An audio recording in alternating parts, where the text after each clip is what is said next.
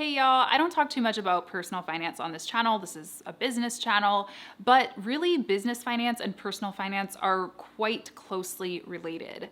My entrepreneurship story really started with me investing $20,000 of my own dollars into my emergency fund. And the reason that I was able to do that is because I made smart financial decisions in my personal finance life to, allow me to save money and not overspend and get out of debt and all of these not fun things. And also I think that it's related to business finance because if you don't have good spending habits, good saving habits in your personal life, a lot of that will translate over to your business accounts. I am very, very conservative when it comes to my business finances. I'm not out here flying on private jets and, buying all this expensive equipment. I run a really tight ship, and that has really enabled me to live my best life and build my best business and not have to worry about if I can afford to pay my own salary or my team's salary or if I can take a month off randomly. So they really are closely related. So I thought today I would share some of the financial mistakes that I've made in my life. And of course, there's no shame.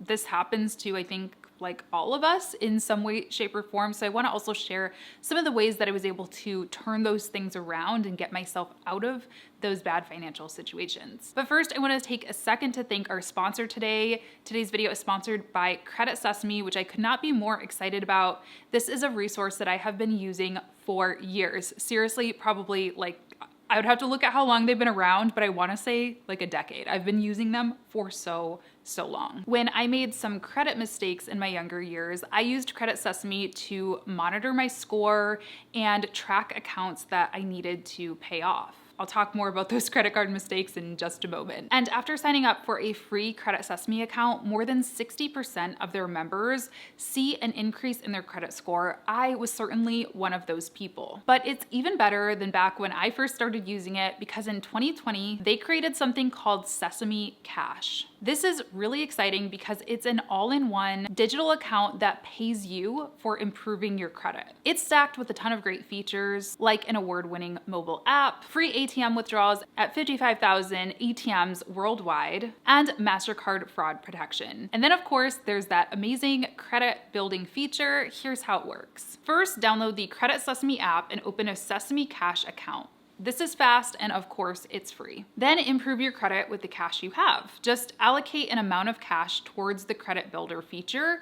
You can pick the amount. That's what Sesame will report to the bureaus to establish credit for you right away. Next, pay with debit to grow your score faster. Sesame will tally up your monthly debit purchases and report them to bureaus as on-time payments. So whether you're looking to recover from some money mistakes of your own, you're looking to boost your credit score so you can buy a house, or you just want to get rewarded for your day-to-day purchases, get started with Sesame by using the link down in the description box, and supporting our sponsors helps support this channel, so I thank you as well for doing so. All right, let's get into these mistakes. I have a list of them here. The first one we kind of just introduced is credit card debt and loan debt in general. So I got my first credit card probably when I was in my very early 20s, like 20 or 21. I'm now in my very early 30s and I'm just now credit card debt free, which let me give myself a little celebration. The wild part of it is that I could have been credit card debt free a lot sooner, but I just wasn't even on top of it. I had so many cards that I didn't even know what I had. When I went to buy a house this year, which yes, I'm gonna make a video all about that process from a financial standpoint, but when we went to do that and started pulling my score and stuff, I was realizing I still have credit card debt. Where is this credit card debt coming from? Using a tool like Sesame, I was able to see all of the different cards that I had and their balances. And there were some that were just on auto pay. So I was paying, a minimum payment every single month that I totally forgot about. It's bad. But the thing here is that, credit cards in and of themselves are not necessarily bad. I still do have credit cards. I have one credit card that I use and I pay off every single month to help me build credit. The issue is when you are not paying them off in full or when you're just getting excessive credit cards just because you can't control your spending. For me, I was in college, I was putting myself through college. And so sometimes I just had to put gas on a credit card because I needed to get to work, or I needed to put groceries on a credit credit card because I needed to eat that week, you know? And those are the things that I don't necessarily beat myself up for, because you gotta do what you gotta do to survive.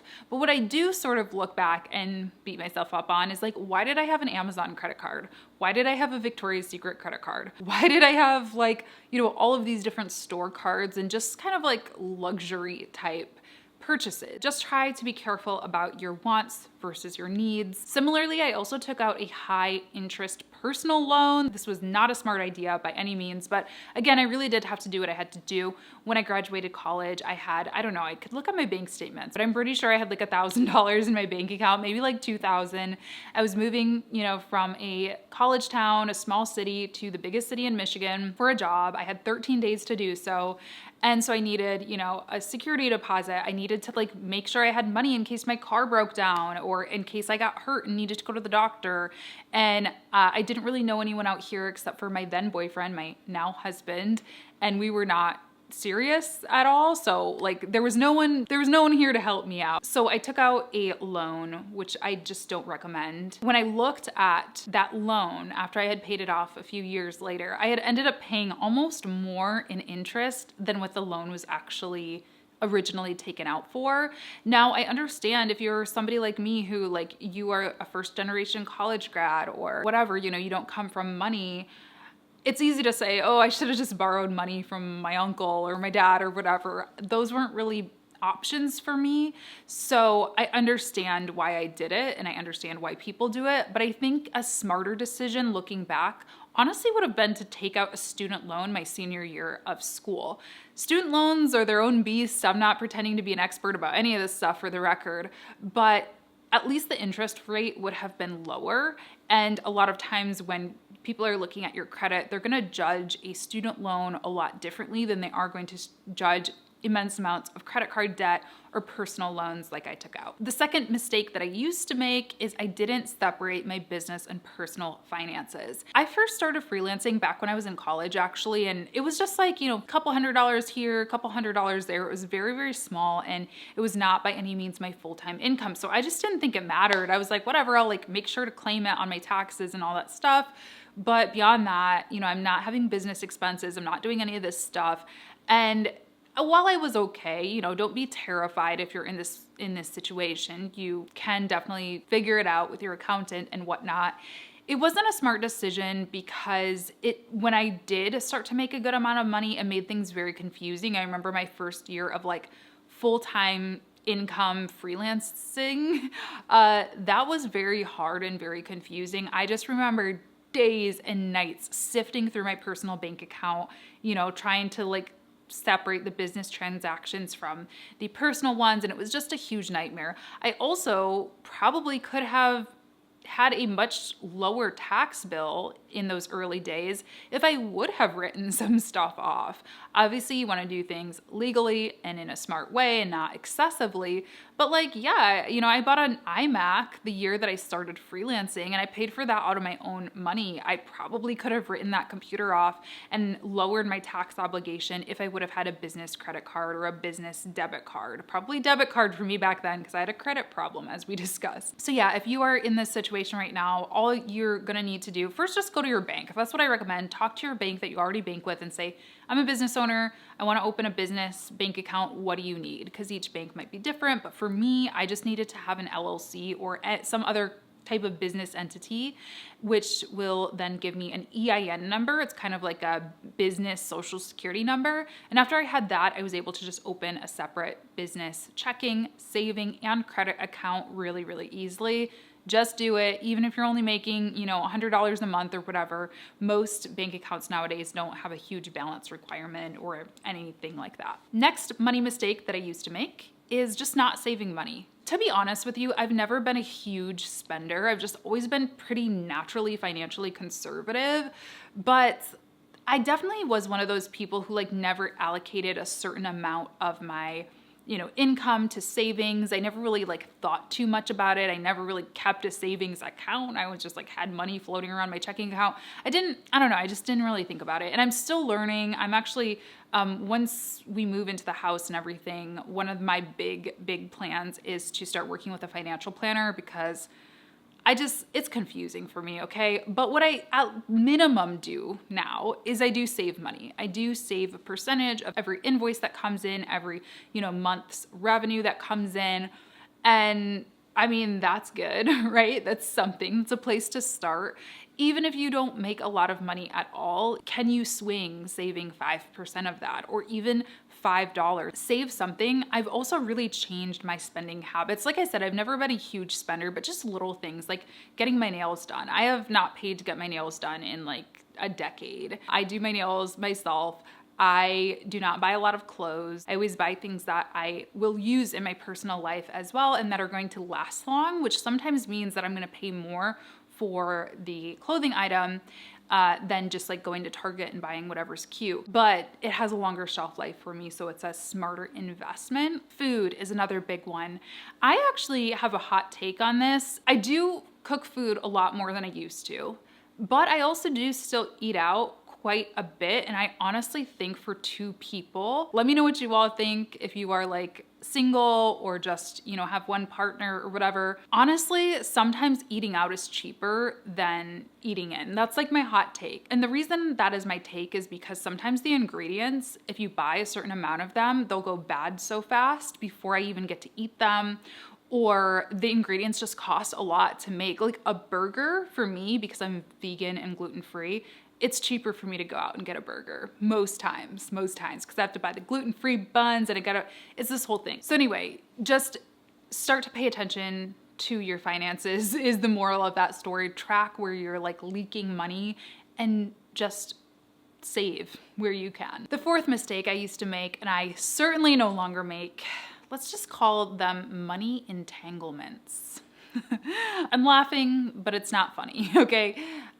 I have this rule. If I give somebody money, if I loan somebody money, it is not a loan, it is a gift.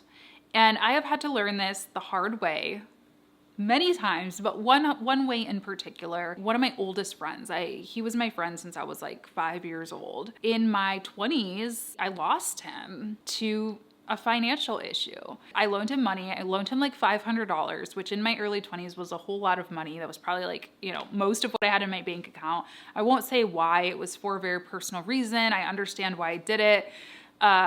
But he promised to pay it back, and I believed him. He was like my best friend. And then, the 2 weeks that he said it would take him turned into 2 months, turned into 2 years, turned into blocked phone numbers, turned into a lost friendship.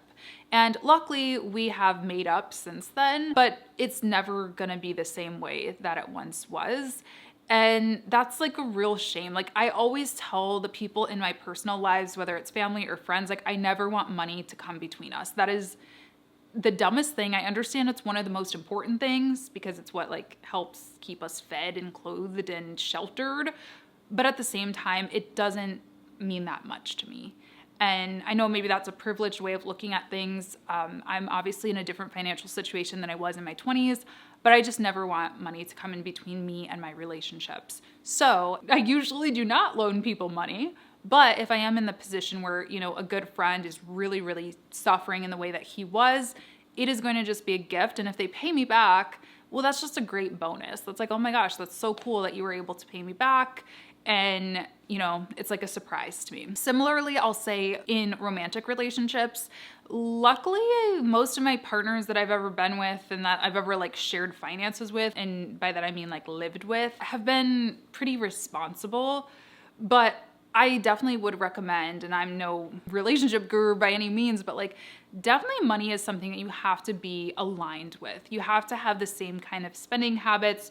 It's really hard when one person is trying to be like super flashy and like drive, the newest cars and have like the fanciest house, and the other person is just trying to be super frugal. So that is definitely one area that I would highly recommend getting aligned with once your relationships get serious, like you start to move in with a person or share finances or get married to somebody. Very, very important. And the last thing that I used to do a lot, kind of in line with not saving money, was I would just make like really fast financial decisions, like fast purchasing decisions, let's say, particularly when it came to my business. So I wanted to be the best YouTuber ever. I mean, that was kind of my goal at one point in my life. And so I would just buy, equipment. I'd be like, oh, it's for YouTube. So if I got to invest in this expensive lens, I'm going to invest in this expensive lens or in this expensive microphone or this new computer or whatever it was. I'm actually we're packing to move right now. And I'm going through my office and I'm like, I have so much equipment that I don't even use anymore. And some of it is just not very good. The stuff that is pretty good, I'm gonna donate. So I'm excited about, at least I could turn some good into it and donate to some kids or something.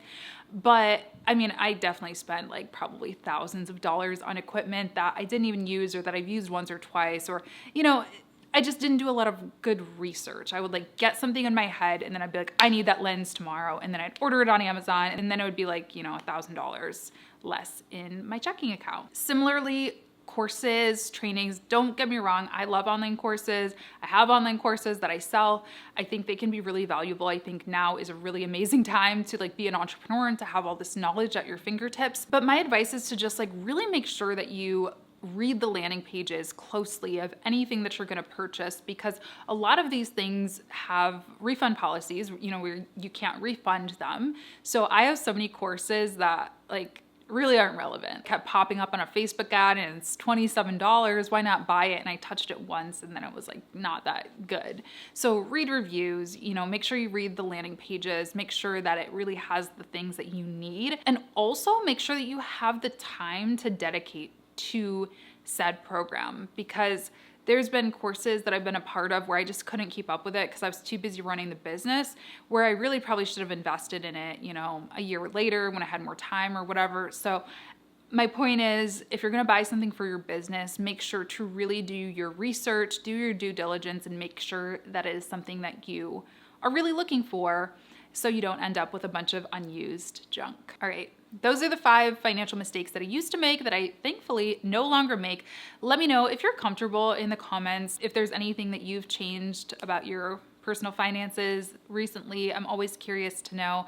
And again, I want to thank Credit Sesame for sponsoring today's video. They're an amazing resource. I'm going to leave their link in the description. Again, supporting our sponsors really helps out with supporting this channel as well. So I thank you for checking them out. All right, thanks for tuning in, everyone. I'll see you on Friday for a new podcast, and have a great day.